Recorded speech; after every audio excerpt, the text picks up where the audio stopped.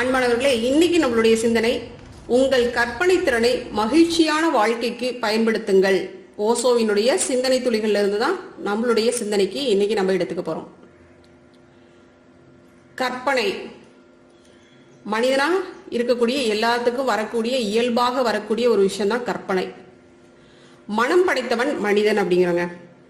அப்ப மனம் அப்படின்னு ஒரு விஷயம் இருந்துச்சுன்னா அங்க எண்ணங்கள் அப்படின்ற ஒரு விஷயம் நடக்கும். எண்ணங்கள் இருந்துச்சு அப்படின்னா அங்க கற்பனை அப்படிங்கிற ஒரு விஷயம் நடக்கும் இல்லைங்களா? அப்ப இந்த கற்பனை தான் என்ன ஆகுது அப்படின்னு பார்த்தோம்னா, நம்மளுடைய வாழ்க்கையினுடைய இன்ப துன்ப நிகழ்வுகளுக்கு மிகப்பெரிய காரணகர்த்தாவாக இருக்கக்கூடியது இந்த கற்பனை. இதைதான் நம்மளுடைய ஓசோ சொல்றாருங்க. வீணா தேவையில்லாத விஷயத்துக்கெல்லாம் கற்பனை பண்ணி ஏன்பா உன்னுடைய வாழ்க்கையை சிக்கலாக்கிக்கிற? தேவையான விஷயத்துக்கு யூஸ் பண்ணி இந்த கற்பனை சக்தியை உங்களுடைய வாழ்க்கைய சக்தி வாய்ந்ததா மாத்திக்கோங்க அப்படின்னு சொல்லி இன்னைக்கு நம்மளுடைய சிந்தனை துறைகள் மூலமா நம்மளுக்கு உணர்த்துறாருங்க. ஓஷோ முதல் சிந்தனையா நம்மளுக்கு என்ன சொல்றாருன்னு பாருங்க. உங்களுக்கு ஒரு கற்பனை வளம் இருந்தால் நீங்கள் அந்த திறனை தொடர்ந்து உணர்வோடு பயன்படுத்தினால் அது அளவற்ற உதவி புரியும். நீங்கள் உணர்வோடு அதை பயன்படுத்தாவிட்டால் அது ஒரு தடையாக மாறும். ஒருவருக்கு ஏதாவது திறன் இருந்தால் அதை அவர் பயன்படுத்த வேண்டும், இல்லை என்றால் அது பாதையில் இருக்கும் கல்லை போல ஆகிவிடும். ஒருவர் அதில் ஏறி அதையே ஏறுவதற்கான முதல் படியாக மாற்ற வேண்டும். புரியுதா பாருங்க. இந்த இடத்துல ஓஷோ அவர்கள் என்ன சொல்றாங்க? உங்ககிட்ட கற்பனை வளம் ஜாஸ்தியா இருக்கா, அதை நீங்க உணர்வோட பயன்படுத்துங்க அப்படிங்கிற. அப்படி நீங்க உணர்வோட பயன்படுத்தல அப்படின்னா அது உங்களுக்கு டேஞ்சர் தான் வாழ்க்கையில.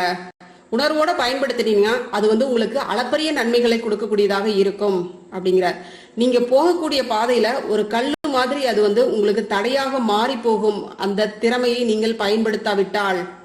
ஏன்னா கற்பனை அப்படிங்கிறது பின்னால பாத்தீங்க அப்படின்னா உங்களுக்கு அதுவே ஒரு பெரிய பிரச்சனையாக மாறும். அப்ப நீங்க நேர்மறையாக கற்பனை செய்யக்கூடிய விஷயங்களாக இருக்கும் பொழுது அதிலேயே நீங்க ஏறி உங்களுடைய வாழ்க்கையினுடைய வெற்றிகளுக்கான படிகளாக அதை மாற்றி அமைக்க முடியும் அப்படிங்கிறார். 3 விஷயங்களை செய்ய துவங்குங்க அப்படிங்கிறார். முதல் விஷயமா என்ன சொல்றாருன்னா, நீங்கள் எவ்வளவு தூரம் முடியுமோ அந்த அளவிற்கு சந்தோஷமாக இருப்பதாக கற்பனை செய்யுங்கள். ஒரு வாரத்திற்குள் எந்த காரணமும் இல்லாமல் நீங்கள் சந்தோஷமாக இருப்பதாக உங்களுக்கு ஒரு உணர்வு வர துவங்கும். உள்ளே அழுந்தி கிடந்த உங்கள் திறனுக்கு அதுதான் ஆதாரம். பாத்தீங்கன்னா தெரியும், சந்தோஷமா இருக்கிற மாதிரி கற்பனை பண்ண சொல்ற. ஆனா கற்பனை வளம் அதிகமா இருக்கிறவங்க என்ன பண்ணுவாங்க? அதிகமா சிந்திச்சுக்கிட்டு இருக்கிற ஒரு விஷயம் என்னன்னு பாத்தீங்கன்னா நெகட்டிவாவே சிந்திச்சுட்டு இருப்பாங்க. ஆனா பாசிட்டிவா நம்ம சிந்திக்கும் பொழுது நம்ம உடலுக்குள்ளாரையும் மனதிற்கும் மிகப்பெரிய உற்சாகத்தை தரக்கூடிய விஷயமா அது இருக்கும். அப்ப இந்த கற்பனை திறன் நம்மளுக்கு வளர்ச்சியை தான் கொடுக்கும். அதுதான் சொல்றாரு, சந்தோஷமா இருக்கிற மாதிரி கற்பனை பண்ணுங்கப்பா அப்படிங்கிறார். இப்போ உங்களுக்குள்ளார இருக்கக்கூடிய திறமையை அது வெளிக்கொண்டு வருவதற்கான ஆதாரமாக இது திகழும். நீங்க நல்ல முறையில சந்தோஷமா இருக்கிற மாதிரி கற்பனை பண்ணீங்கன்னா.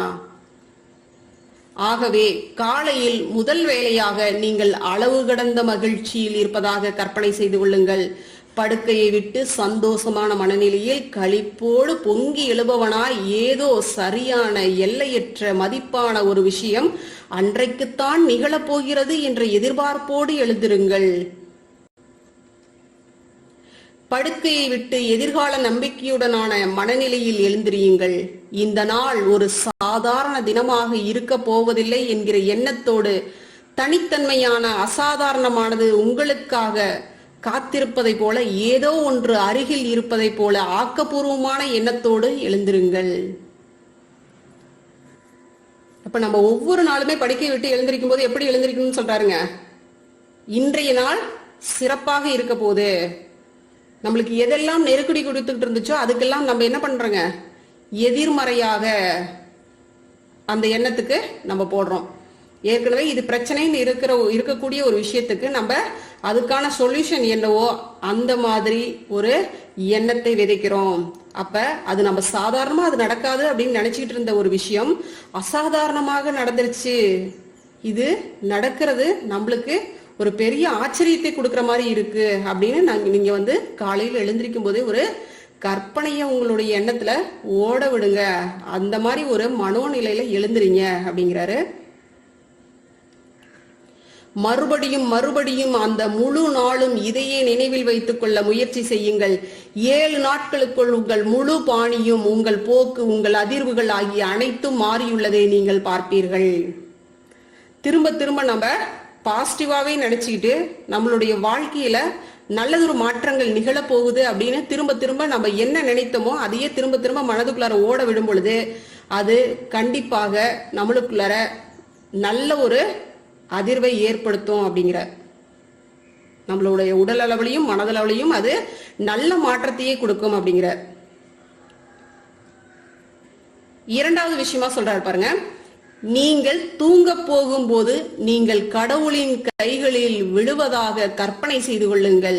பிரபஞ்சம் உங்களுக்கு உதவி புரிவது போல நீங்கள் அதன் மடியில் விழுந்து தூங்குவதை போல நினைத்து பார்த்தபடி உறங்கச் செல்லுங்கள். இந்த கற்பனையை தொடர்ந்து செய்தபடி தூங்கச் செல்ல வேண்டும். அப்போதுதான் கற்பனை உங்கள் தூக்கத்திற்குள் நுழையும். அவை ஒன்றின் மீது ஒன்று பதியும். இதுதான் இரண்டாவது விஷயம். ஏன்னா நம்மளுடைய கற்பனை சக்தி, அதாவது நம்ம போட்ட அந்த எண்ணத்தில் போட்ட அந்த விதையை யார் நடத்தி கொடுக்கறதுங்க? இந்த பிரபஞ்சம் தான் நடத்தி கொடுக்க போகுது.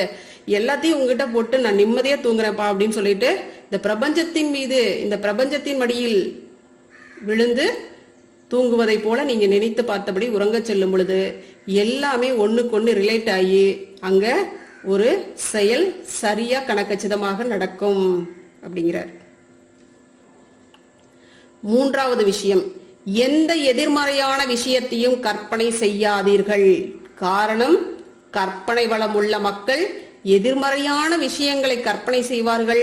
அது நடக்க துவங்கும். நீங்கள் நோய்வாய்ப்பட போவதாக நினைத்தால் நீங்கள் நோய்வாய்ப்பட்டு விடுவீர்கள். யாரோ வரப்போகிறார், அவர் உங்களிடம் கடுமையாக இருக்க போவதாக நினைத்தால் அவர் அப்படித்தான் இருப்பார். உங்களுடைய கற்பனையே அந்த சூழலை உருவாக்கும். இந்த மூன்றாவது விஷயமா ஓசோ சொல்றது பாத்தீங்கன்னா, இது நம்ம அனுபவபூர்வமா நிறைய பேர்த்தோட வாழ்க்கையில நம்ம பார்த்திருக்கோம். நம்மளும் நம்மளுடைய வாழ்க்கையில இந்த மாதிரியான பிரச்சனைகளை நம்ம சந்திச்சிருக்கோம். இந்த இடத்துல என்ன சொல்றாருங்க, கற்பனை வளம் அதிகமா இருக்கிறவங்க எப்பயுமே அதிகமா நினைக்கிறது அவங்க எதிர்மறையான விஷயங்களை தான் கற்பனை பண்றாங்க. அது சீக்கிரத்திலேயே, வெகு சீக்கிரத்திலேயே அது நடக்க துவங்கிறது. எப்பயுமே பாத்தீங்கன்னா எதிர்மறையான விஷயங்களுக்கு கொஞ்சம் சக்தி அதிகம். ஏன்னா அது நம்ம திரும்ப திரும்ப ஒரு விஷயம் ஒரு தடவை தாங்க நடந்திருக்கும், அது 100 தடவை உங்களுடைய மனசுல போட்டு ரீகால் பண்ணிக்கிட்டே இருப்பீங்க. இதுவே உங்களை பாருங்க, சந்தோஷமா மகிழ்ச்சியா இருக்கிறதா நீங்க கற்பனை பண்ணுங்கப்பா அப்படின்னு சொல்றதுக்கு ஒருத்தர் வலியுறுத்தி சொல்றதா இருக்கு, கஷ்டப்பட்டு சொல்றதா இருக்கு. அந்த விஷயத்தை நம்ம கஷ்டப்பட்டு ஃபாலோ பண்றதாவும் இருக்கு. இதுவே உங்களை நெகட்டிவா கற்பனை பண்ண சொன்னோம்னு வச்சுக்க, ஈஸியா கற்பனை பண்ணிட்டு போயிருவீங்க. ஏன்னா நம்மளுடைய வடிவ அமைப்பு, நம்மளுடைய வாழ்க்கை முறை, நம்மளுடைய முன்னாடி வந்த அந்த தலைமுறை ஜெனரேஷனா பார்த்தோம் அப்படின்னா உள்ளுக்குள்ளார ஊறி போன ஒரு விஷயம் என்னன்னா, துன்பத்தை நினைச்சே துவண்டு போறது. மகிழ்ச்சி அந்த ஒரு கணம் மட்டுமே, எந்த நேரம் அந்த தருணம் இருக்கோ அந்த தருணத்தோட முடிச்சு போயிடும். அதை நினைச்சு நம்ம சந்தோஷம்லாம் படுறதே கிடையாது. ஆனா துன்பத்தை நினைச்சு துவண்டு போறதுதான் இந்த மனித வாழ்க்கையில இயல்பாக மாறி கிடக்குது. இதை ஓசோ பல இடங்கள்ல நிறைய சொல்லியிருக்கிறாரு. அதை நம்ம இன்னும் நிறைய வீடியோவும் பண்ணுவோம். சரிங்களா? நம்மளுடைய கட்டமைப்பே எப்படி இருக்குன்னு பாத்தீங்கன்னா, துன்பத்தை பத்தி நினைக்கிறது, துன்பத்திலே துவண்டு போறது, இதே விஷயமா போயிட்டே இருக்கு. அப்ப அதுல சீக்கிரமா நம்ம ஆட்பட்டு விடுறோம். இது சீக்கிரமா நடைமுறைக்கும் வந்துருது. நம்ம என்ன எண்ணத்தை போடுறோமோ அது நடைமுறைக்கும் வந்துருது. ஒருத்தர் பாத்தீங்கன்னா சின்னதா ஒரு நோய், சின்ன ஒரு இதாதான் இருக்கும், அதுவே பாத்தீங்கன்னா அவங்க அப்படி வந்துடும் இப்படி வந்துடும், கடைசியா கேன்சர் வரைக்கும் கூட கொண்டு போயிருவாங்க. அந்த அளவுக்கு அவங்க கற்பனை பண்ணி வச்சிருப்பாங்க. அது பின்னால பாத்தீங்கன்னு வச்சுக்கோங்க, அது அந்த நோயாகவே மாறியும் போகும். அப்ப அந்த மாதிரியான இதெல்லாம் தவிர்க்கணும் அப்படிங்கிறாங்க.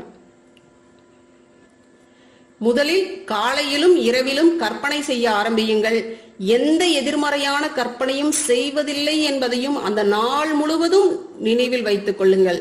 அதுபோல யோசனை வந்தால் அதை உடனடியாக ஆக்கப்பூர்வமான விஷயமாக மாற்றுங்கள். எதிர்மறையை அணுக விடாதீர்கள், அதை உடனடியாக கீழே விட்டு விடுங்கள், அதை தூக்கி எறிந்து விடுங்கள் அப்படிங்கிறார்.